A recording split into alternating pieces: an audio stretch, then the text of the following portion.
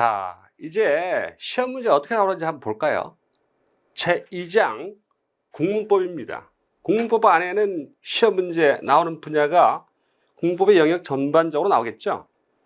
그 중에서 처음에 나와 있는 부분이 언어와 국어의 특질 같은 건데요. 그 다음에 우문론이라고 해서 표준 발음의 어떤 원리이기도 한데요. 자음이 어떻고 모음이 어떻고 하는 얘기. 그 다음에 형태론이라고 해서 파생어, 합성어 얘기, 그런 것들을 또 다루죠. 그 다음 품사 얘기. 이렇게 해서 계속 진행이 되는데요. 자, 어떻게 시험 문제 나오는지 나왔던 것들을 제가 좀 메모를 해봤어요. 언어와 국어의 특질에 대해서 질문을 하는데 그 중에서 국어의 특질 부분을 다뤘는데요. 뭐 언어의 일반적인 특질들도 나오긴 나와요. 어떤 것들이 나오냐면 언어라고 하는 것이 어떤 특질을 갖고 있느냐, 언어의 기호성, 언어의 사회성, 언어의 역사성, 이런 것들 나오죠. 그거는 영어나 중국어나 한국어나 모든 언어가 갖고 있는 특질들을 말하는 거겠죠. 근데 대체로 시험 문제 나오는 것들은 우리 국어, 한국어만의 어떤 고유한 특질들에 대해서 설명하는 그런 문제들이 나오는데요. 나왔던 것들을 메모를 해봤어요. 자, 어떤가요? 첫 번째, 국어의 고유어에는 상징어를 나타내는 어휘가 발달하여 있다라고 했습니다. 자, 이 상징어가 뭐냐면 음성 상징어예요. 자, 여기에 속하는 것들은 뭘까요? 의성어, 의태어 같은 걸 얘기하는 거죠. 자, 우리 국어는요, 의성어나 의태어가 매우 발달해 있습니다.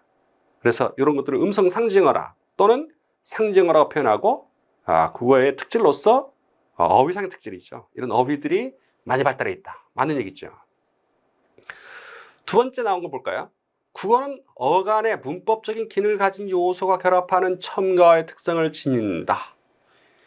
처음에 나온 용어 중에 어간. 자, 여기서부터 낯선 친구들이 있죠. 뛰다라는 동사가 있습니다. 자, 뛰다의 뛰를 가리켜서 어간이라고 말하죠. 어간은요, 말씀 어자에다 간이 줄기간자입니다. 말의 줄기인 거죠. 그래서 어간은 활용이 될 때 변화하지 않습니다. 뛰다, 뛰고, 뛰니, 뛰어서.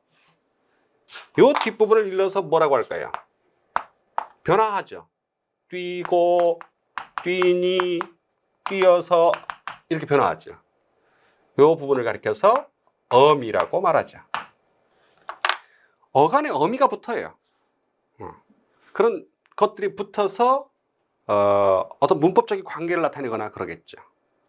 이 표현은 보통 어떻게 나와 있냐면요, 어근에 접사가 붙어서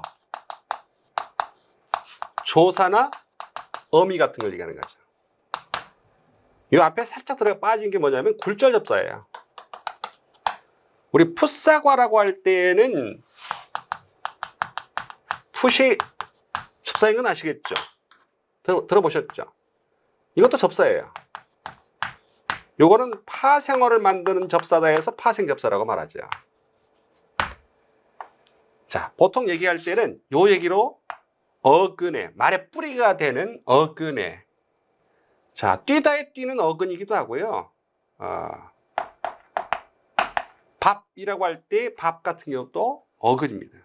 근데 어간이란 말은 어디에만 쓰는 용어냐면 동사나 형용사, 이런 경우에 뛰다, 예쁘다, 아름답다 이런 단어에만 어간이란 말이 나와요. 그러니까 활용할 때 변화하지 않는 지점. 이거는 어근이죠. 뛰다의 뛰는 어근이기도 하고 어간이기도 합니다. 그러나 국밥, 합성어죠. 이 어근이 결합되어서 합성어로 만든 건데 이때는 어간이란 말이 안 나와요. 어근에 접사가 붙어서 조사나 어미가 붙어서 뭘 나타내줘요? 문법적인 기능을 하게 되는 거죠. 그래서 목적어를 만들고 주어를 만들고 서술어를 만들고 하는 거죠. 그래서 포인트는 뭐? 달라붙어서입니다. 달라붙어서. 접사가 달라붙어서 첨가어의 특성을 지니고 있다. 우리 한국어를 가리켜서 뭐라고 말을 하냐면 교차거, 첨가어, 부차거 이런 말 써요. 영희, 가가 붙어서 주어 만들죠. 학교에, 에라는 부사격 조사를 붙여서 부사어를 만들죠. 간다, 가에다가 니은다, 어미가 붙어서 서술어를 만들어냅니다. 이렇게 어근의 접사 같은 것들, 조사, 어미, 접사 하라고 할 때 조사, 어미 같은 걸 얘기하는 거죠. 조사, 어미 같은 것이 달라붙어서 문법적인 관계를 만들어냅니다. 이렇게 달라붙는다는 성질을 가리켜서 우리는 뭐라고 말합니까? 지금 나와 있는 것처럼 첨가어라고 표현하기도 하고 교차거, 부차거 이런 말을 쓰기도 하는 거죠. 이것이 한국어의 아주 중요한 특징입니다. 한국어는 널리 보면 알타이어거든요. 알타이어의 공통특질이라고도 얘기를 하죠. 자, 그게 두 번째 나와 있는 얘기고요. 국어에는 그 첫소리에서 리을 이응이 발음되지 않는다. 요게 우리 친구들 많이 헷갈려하는 친구들이 있습니다. 리을과 이응이 발음되지 않는다? 쌤, 라디오 나오잖아요. 리어카, 리얼 나오잖아요. 근데 우리 국어 말하는 거예요. 외래어라고 얘기하는, 외국어라고 표현하는 그런 경우가 아니고 우리 한국어가 갖고 있는 일반적인 특질이죠. 그래서 뭐라고 하지 않고 로인이라 하지 않고 노인이라 쓰잖아요. 늙을 노자죠. 늙을 노. 본래 음이 로인데 노라고 씁니다. 그리고 노인이라 발음하죠. 이런 경우를 얘기하는 거죠.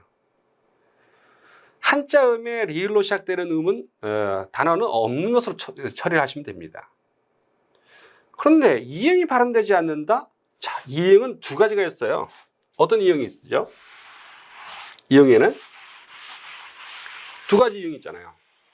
소리가 나는 이응이 있고 소리가 나지 않는 이응이 있잖아요.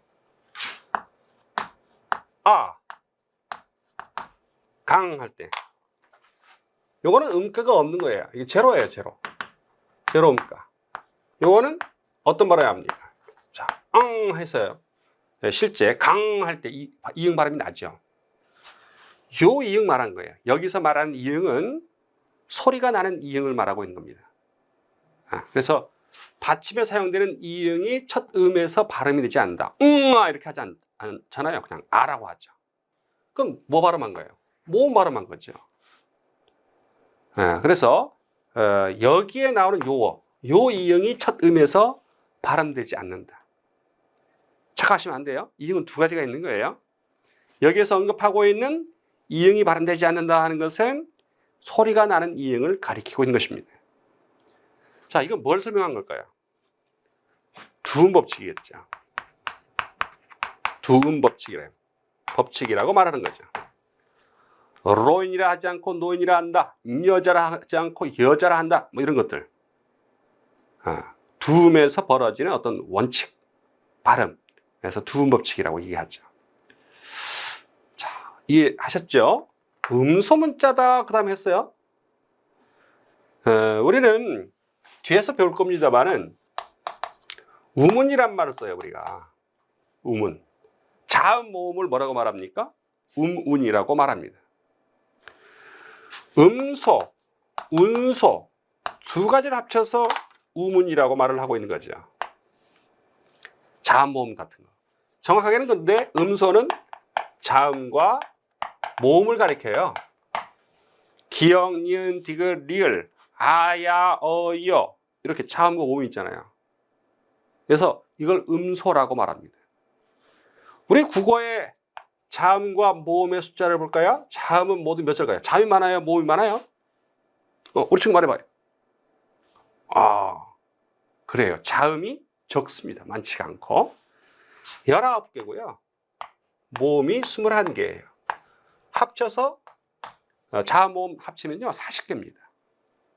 자음, 모음을 모두 합치면 40자예요. 자, 이렇게 자음과 모음을 가리켜서 뭐라고 말한다? 음소, 소리의 요소죠. 소리를 내는 어떤 기본적인 요소가 음소죠. 그런데 운소는요, 글자로 자음, 모음으로 이렇게 나타나지 않고 어떤 경우를 얘기하는 걸까요? 소리의 높낮이. 그 다음에 장단, 길고 짧은 거. 고저, 장단 이렇게 표현해도 되겠죠. 억양, 악센트, 강세라고 표현하기도 하죠. 이런 거예요. 영어 같은 경우는 강세 같은 거 정확하게 스트레스 어느 부분을 강화시키느냐, 어떻게 강하게 발음하느냐, 이게 대단히 중요하잖아요. 근데 우리는 그런 거 여기에서 뭐 빼고 장단을 빼고는 신경을 쓰지 않습니다. 우리 한국어, 현대 한국어는 장단이에요. 근데 중세국어, 조선시대나 이때에는 소리의 높낮이가 있었어요. 소리의 높낮이가 있어서 어떻게 발음하느냐, 덜 이렇게 발음하느냐, 떨 이렇게 발음하느냐, 그런 게 방점을 찍어서 표현을 했거든요. 높낮이는 중세국어에서, 장단은 현대국어에서. 자, 눈이라고 하는 단어가 있어요. 사람의 눈도 있고 하늘에서 내리는 눈도 있죠. 자, 어느 쪽을 길게 발음할까요? 하늘에서 내리는 눈이 장음으로 발음됩니다. 눈이 내려와요, 이렇게 하죠. 눈이 내려와요. 눈이 아파요, 이렇게 해야 되겠죠. 그래서 따라해보세요. 눈에 눈이 들어가니 눈물인가 눈물인가. 눈에 눈이 들어가니 눈물인가 눈물인가. 자, 이렇게 표현돼야 되는 거죠. 소리의 장단이 현대국어에 있는 것으로 처리를 하고 있고, 그와 관련된 문제도 가끔씩 출연해 왔습니다. 자, 이렇게 운소가 있고 음소가 있는데, 우리 국어는 뭐라고? 음소 문자다 했습니다. 자음과 모음으로 구분이 되는 문자다 이거예요. 영어도 마찬가지예요. A, B, C, D에서 A는 모음인 거고요, B는 자음인 거죠. 이렇게 자음과 모음으로 나눌 수 있는 문자를 우리가 음소 문자라고 하고, 그런 문자는 문자 중에서 가장 발달한 문자라고 얘기를 해요. 우리 한국어도 영어처럼 아주 발달한 문자입니다. 세계에서 한국어 사용 인구도 되게 한 10위권 10번째쯤 된다고 그래요. 사용하는 인구가. 요즘에 또 한류 열풍이 있다 보니까 어떻겠어요? 좀 더 많은 사람들이 또 한국어를 배우고 있죠. 현재 40개의 자음과 모음이 있다 말씀드렸죠? 하나하나 세보세요. 기억, 니은, 아야어요 다 세보면요, 딱 40자예요. 창제 당시에는 자음과 모음이 28자이다. 처음에는 28자를 만들었다고 그래요. 자, 이때 28자라고 하는 건 뭘까요? 새로 만든 거예요. 바로 뒤에서 공부할 겁니다만은, 새로 만든 자음과 모음이 28자였고요. 그 외에도 쌍기역, 쌍디귿, 쌍비읍, 쌍시옷, 쌍지읒 이런 것들도 있었고, 그 다음에 와, 왜 이런 것들도 28자에는 안 들어가요. 그래서 시험 문제 가끔 출연하는 것이요, 훈민정음 28자, 새로 만든 28자에 들어가지 않는 게 뭐냐, 이런 식의 문제도 나오죠. 아주 기초적인 거죠. 28자였어요. 표음주의와 형태주의가 혼용된 표기를 한다. 자, 이런 표현 하나하나가 다 문제가 되는 건데요, 이거 나중에 다 공부할 거예요. 그런데 이런 게 나왔구나, 나오는구나 하는 정도를 여러분들이 인지하고 생각하고 마음에 두고 있어야 된다는 거죠. 표음주의, 소리대로 적는다는 얘기고요. 표의주의, 문법적인 것을 고려한다는 거예요. 이 표의주의의 다른 표현이 형태주의입니다. 자, 소리대로 적는 경우, 그 다음에 문법적인 것을 고려해서 적는 경우. 자, 우리 명란이 있고 창란자, 명란적, 창란자 들어봤죠? 명태알이 명란입니다. 그거 어떻게 적을까요? 명란이라 적어요. 왜 란 쓰죠? 실제 발음은 어떤 발음인데요? 명란이거든요. 명란.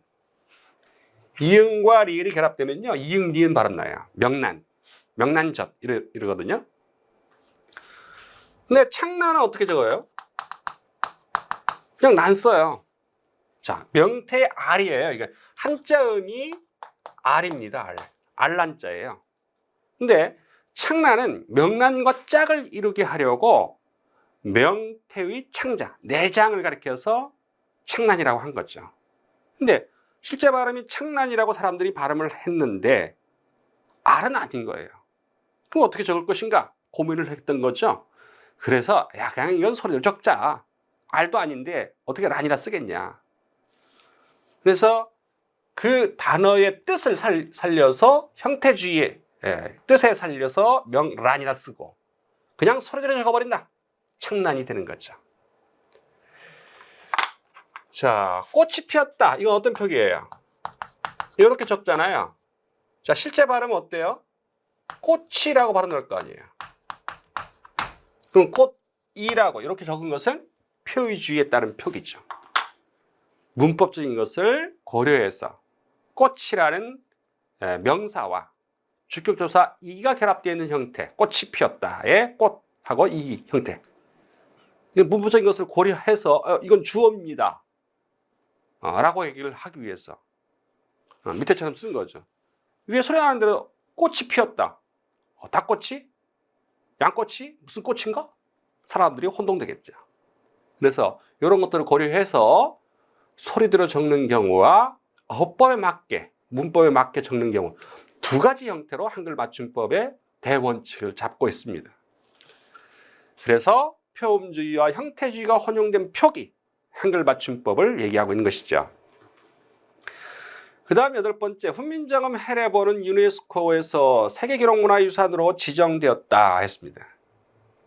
자, 유네스코에서 훈민정음이라고 하는 것은 세종님께서 만드신 우리의 문자잖아요. 근데 훈민정음은 1443년에 창제를 했잖아요. 창제하고 1446년에 반포했죠. 만들어서 바로 배포한 게 아니라, 반포한 게 아니라, 널리 알린 게 아니라 3년 정도 지났어요. 지난 다음에 반포를 합니다. 책으로 간행을 해서요. 책으로 만들어서 반포를 했어요. 근데 반포할 때에 나온 책, 그걸 가리켜서 뭐라 말하냐면 훈민정음 해례본이라고 말합니다. 풀었다는 얘기죠. 훈민정음을 풀었다 해서 훈민정음 해례본이라고 말을 하는데요. 그 훈민정음 해례본이 무엇으로 지정되었다? 유네스코에서 세계기록문화유산으로 지정을 했다는 거죠. 정확하게는요, 이 해례본 책이 남아있는 게 지금 2권이 있거든요. 한 권이 간송본, 간송미술관에 있다고 해서 간송본이라고 그래요. 그 다음에 경상도 상주에 있는 상주본, 이 중에서도 간송본이 세계기록문화유산으로 등재되어 있는 것이죠. 간송미술관에 가보면 있어요. 한번 구경해 보세요. 자, 그게 훈민정음 해례본 중에서 세계기록문화유산으로 등재를 시켜놓은 거예요. 다른 문자, 영어라든가 한자라든가 이런 것들은 어때요? 그런 것들은 만들어 왔던 역사가 대단히 길거든요. 근데 우리나라처럼 훈민정음이 중심이 되어서 집현전 학자들하고 더불어서 바로 한글이라는 것을, 훈민정음이라고 하는 것을 창제를 한 것은요, 그렇게 문자를 창제하는 경우는 전 세계에 없어요. 똑똑한 민족입니다. 언어를 다루는데, 예술을 다루는데 아주 뛰어난 그런 민족이 대한민국, 우리 한민족입니다. 자, 그 다음 9번째, 한글은 개 짖는 소리, 학 우는 소리까지 완벽하게 적을 수는 있다라고 시험문제 나왔었죠. 없다가 맞는 거죠. 이거 어떻게 적을 거예요? 완벽하게 적을 수 있다. 너무 지나친 사고입니다. 개 짖는 소리, 학 우는 소리 정확하게 어떻게 적겠습니까? 그거 다 흉내내고 있는 것이어서 앞에서 언급해드렸던 것처럼 의성어, 의태어 이런 것들도 역시 뭐라고 봐야 되냐면 음성상징어인데 그런 것들도 다 비유한 겁니다. 실제 소리 그 자체는 아닌 거죠. 멍멍 이렇게 표현하잖아요, 우리나라는. 근데 영어로는 어떻게 표현합니까? 일본어로는 왕왕 이렇습니다. 그러니까 완벽하게 다 적을 수는 없죠. 그런 것들을 뭐라고 하냐면요, 언어의 자의성이라고 그래요. 동일한 것을 가리켜서 표현하는 방식이 다양할 수 있다. 1대1의 대응을 이루는 건 아니다. 그래서 언어의 특질을 말하면서 언어의 자의성 말할 때들 언급이 됐죠. 우리말을 로마자로 적을 때는 국어의 로마자 표기법의 규정에 따라 적습니다. 이걸 시험 문제에서 어떻게 바꿔놨냐면 한글 맞춤법에 따라 적는다라고 했었죠. 잘못된 거죠. 자, 세종 로마자 알파벳을 어떻게 써야 되겠어요? SEJONG 이렇게 쓰겠죠. 세종. 자, 그것은 로마자 표기법이라는 게 국어의 로마자 표기법이 따로 있습니다. 그렇게 정해놓고 뭘 얘기해 볼까요?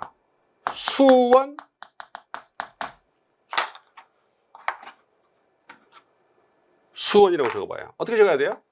SUWON 수원. 그래서 워 적을 때 뭐 하냐? WO로 적어라 라고 하는 것을 정해놨어요. 이게 뭐예요? 국어의 로마자 표기법이에요. 국어를 로마자로 적을 때 어떤 원칙에 따라서 국어의 로마자 표기법에 따라 적는다. 아주 기초적인 내용입니다. 한글 맞춤법이 아니에요. 그 다음 현재 우리말에는 과거 몽골로부터 유입된 외래어도 포함되어 있다. 당연히 몽골에 침입이 있었으니까 원간섭기라고 근 한 100년이 됐죠. 그 기간 동안에 몽골어 많이 들어왔겠죠. 그래서 몽골어 중에는 이렇게 외우면 되죠. 말, 매, 타락, 수라 정도 외워두시면 돼요. 가라말, 고라말, 송골매, 보라매 이런 것들이 다 몽골에서 들어온 말입니다. 외울 때는 말매 타락수라. 따라해보세요. 말매 타락수라. 몽골에서 들어온 말입니다. 타락은 우유 종류 얘기하는 거예요. 수라는 우리 수라상이라고 할 때 수라죠. 자, 이렇게 몽골에서 들어온 말들도 있고 산스크리트어도 있고요. 여러 가지 더 있어요. 많이 있겠죠. 왜? 당연히 교류가 있었고 전쟁이 있고 침략이 있고 그러다 보면 말들이 섞이는 거죠. 그런 역사와 관련돼 있죠. 그 다음 12번. 자, 조금 전에 첫 번째 배웠던 두 번째 배웠나요? 우리가 첨가라고 했던 말을 달리 표현하고 있습니다. 한국어의 특질 중 하나는 교착어로서 문법적 관계를 나타내는 조사 어미가 발달되어 있다. 조사. 영이 가 할 때 가 조사죠. 뛴다에 니은다, 먹는다에 는다 이런 것들이 어미죠. 그런 것들이 발달되어 있습니다. 13번. 한국의 특질 중에 하나는 상하관계를 중시하던 사회 구조 때문에 위아래 관계 중시욕이잖아요. 그래서 높임법이 발달되어 있겠죠. 아버지한테 집에 가! 하면 되겠어요? 집으로 가십시오. 이렇게 해야 되겠죠. 댁으로 가십시오. 하든지. 집 대신 댁이란 높임법이 있어요. 높임의 어휘를 꼭 써야 되거든요. 그래서 뭘 중시여겼어요? 상하관계 중시여겼어요. 요거 바꿔서 어떻게 나왔었냐면 평등관계 이런 식으로 장난을 치죠. 14번. 한국의 특질 중에 하나는 서술어가 문장 끝에 오는 어순이라 끝까지 들어야 뜻을 제대로 이해할 수 있다. 그렇죠? 서술어가 제일 끝에 와요. 서술어가 제일 끝에 와서 나는 너를 처음 만났을 때 반짝이는 눈빛이며 아름다운 말씨며 참 기분 좋게 생각을 했는데 요즘 더럽더라. 뭐 이렇게 끝까지 들어야 돼요. 사람 말은. 자, 서술어가 맨 끝에 옵니다. 그다음 15번. 한국의 특질 중에 하나는 어두의 특정 자음이 오는 것을 피하는 현상. 앞에서 언급해드렸던 두음 법칙의 표현인 거죠. 자, 나왔던 것들이 또 나오는 거죠. 이렇게. 자, 훈민정음의 제작 원리 이렇게 했는데요. 이거 깊이 들어가면 복잡해지긴 합니다만은 이 부분까지 정리를 잘 해둬야 될 부분이 있죠. 훈민정음 어떻게 만들었느냐 얘기예요. 자음 17자, 기본자, 기역, 니은, 미음, 시옷, 이응 만들고 상형의 원리라고 표현했는데 제작 원리 중에 상형의 원리. 상형이라는 것은 뭘 흉내냈다. 발성기관을 흉내내서 기억 만들고 그랬어요. 그림을 그려볼까요? 자, 기억은 어떻게? 할 때 요 모양을 본떠서 기억을 만들었다 라고 하는 얘기죠. 니은은요, 나나나 할 때, 나 할 때 여기에 모양을 본떠서 니은을 만들었죠. 그 다음 입의 모양을 본떠서 마 입의 모양을 본떠서 미음을 만들고, 그 다음에 이의 모양을 본떴다 했는데 이 부분이에요. 시옷은 이 자리에서 만들어졌죠. 그 다음 목구멍의 모양을 본떠서 이응을 만들었다. 이걸 상형의 원리에 따라서 발성기관, 혀의 모양, 이의 모양 이런 것들이에요. 발성기관을 상형하여서 자음의 기본자를 만들었고요. 그래서 적어보면요, 기역, 니은, 미음, 시옷, 이응 이렇게 만들죠. 여기에 획을 더 그어요. 기역에 획을 더 그어서 크, 니은에 획을 더 그어서 드, 트, 무, 부, 푸, 스, 즈, 츠. 이건 여린 이읒이라고 그래요. 이거 소리 안 나는 이응이고요. 헐, 흐. 이것들을 뭐라 말하고 있죠? 가획자라고 표현했죠. 가획자. 가획의 원리에 따라서. 가획의 원리는 뭐를 말하는 거냐면 이 기본자에다가 획을 더 그으면 발음이 세지는 거죠. 그걸 가획의 원리라고 표현하고 있습니다. 느에다가, 니은에다가 디귿 선 하나 더 그어서 드, 그보다 더 하나 더 그었어요? 트, 느, 드, 트. 발음이 점점 더 세지죠. 이렇게 획을 더 그으면 발음이 세지는 원리에 따라서 그 다음에 자음을 만들었고요. 그 다음에 이체자라고 나와요. 이응, 리을, 반치음. 이걸 뭐라고 표현하냐면 이게 이소리거든요. 혀소리거든요. 니은이 나나나, 다다다, 타타타 해서 혀설자 써서 설음이라고 해요. 설음. 혀소리예요. 이건 아음, 어금니 소리예요. 아음. 아음이라고 표현하죠. 그래서 요 리을은요, 니은은 나나나 해서 혀끝이 윗몸에 가서 붙잖아요. 네, 아라라 해보세요. 아라라 할 때는 윗몸에 가서 붙지 않죠.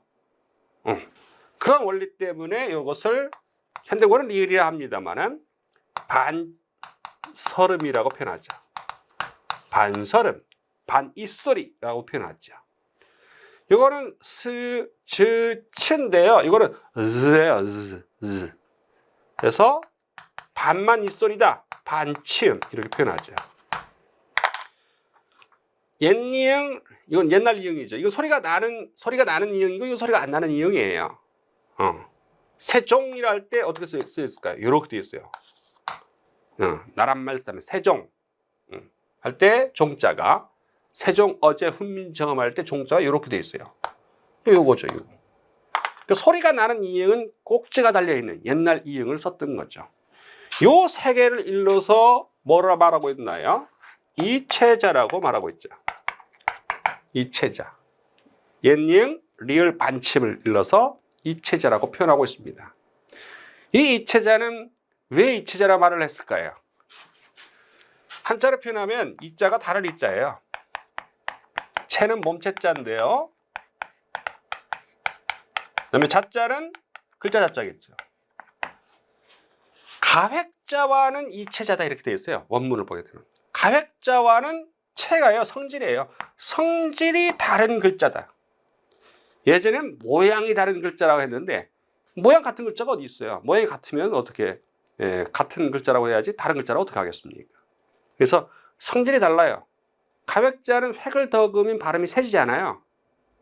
그런데 여기에도 획을 더 그은 건 맞거든요. 시옷에 획을 더 그었잖아요. 근데 획을 더 긋는다 하더라도 발음이 세지진 않아요. 성질이 일반적인 이체자, 앞에 나와 있는 이체자와는 성질이 다르기 때문에 가획자와는 성질이 다른 글자다 해서 이체자라고 말을 한 거죠. 그렇게 해서 자음, 새로 만든 자음이 17자죠.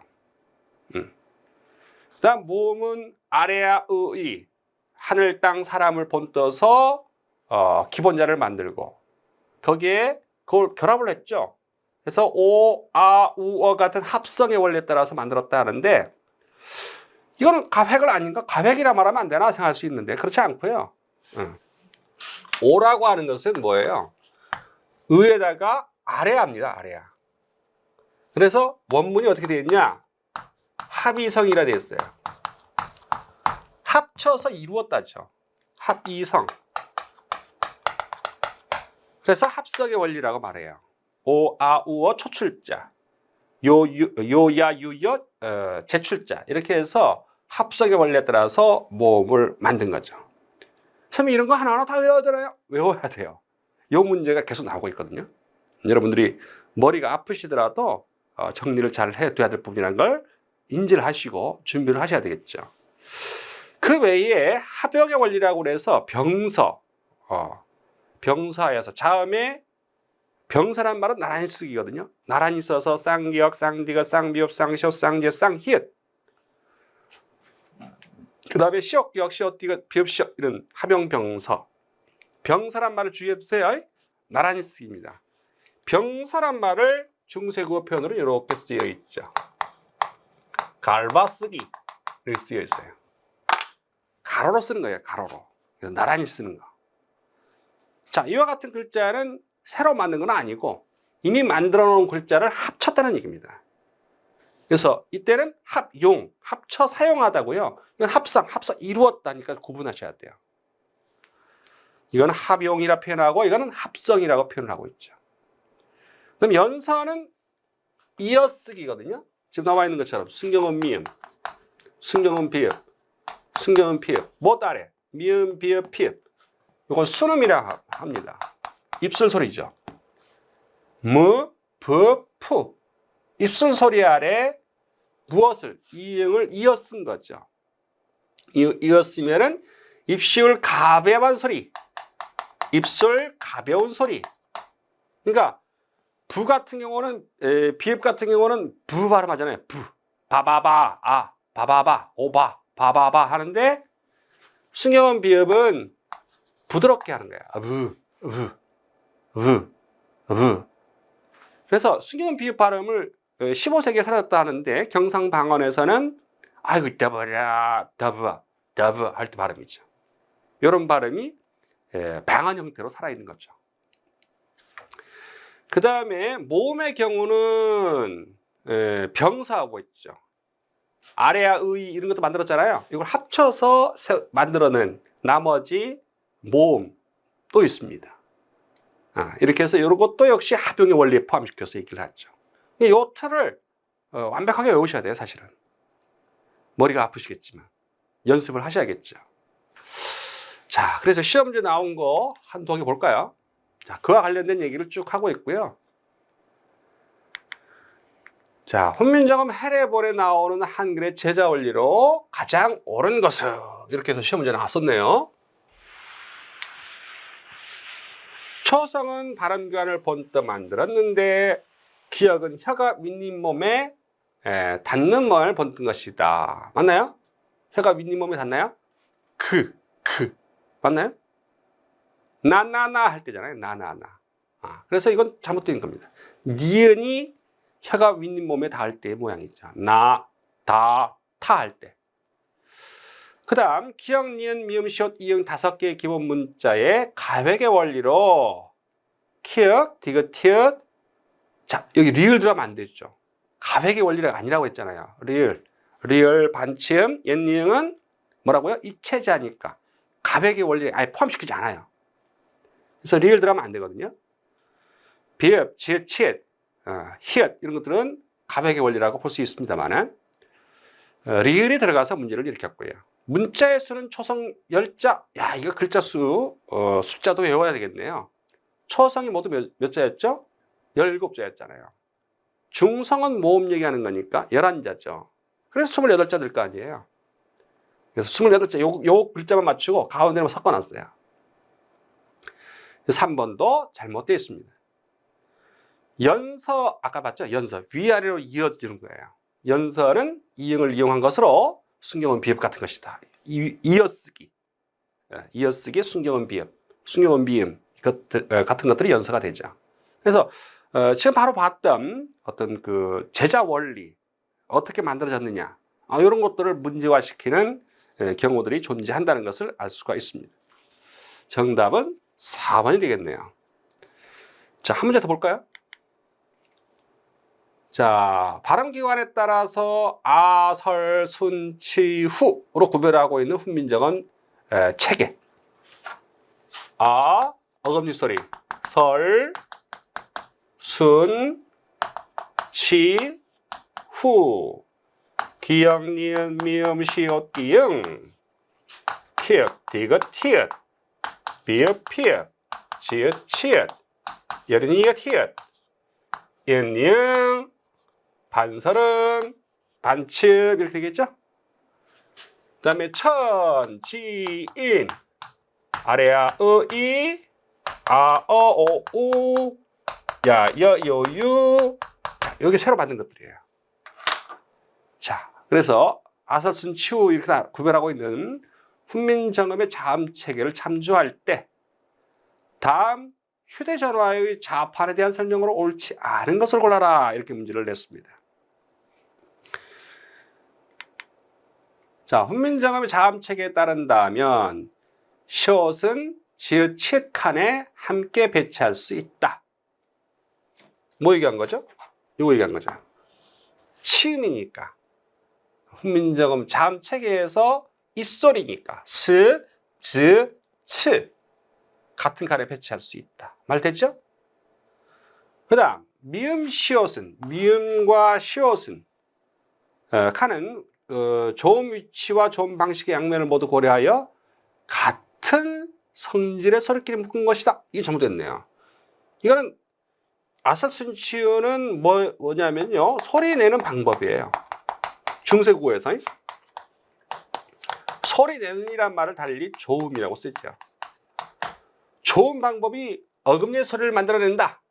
혀의 소리를 만들어낸다. 입술의 소리를 만들어낸다. 이에서 소리를 만들어낸다. 후는 목구멍 후자예요. 목구멍의 소리를 만들어낸다는 거예요. 그래서 조음 위치라고 하는 부분 잘못됐죠. 조음 위치. 조음 위치는 이게 입술이니까요.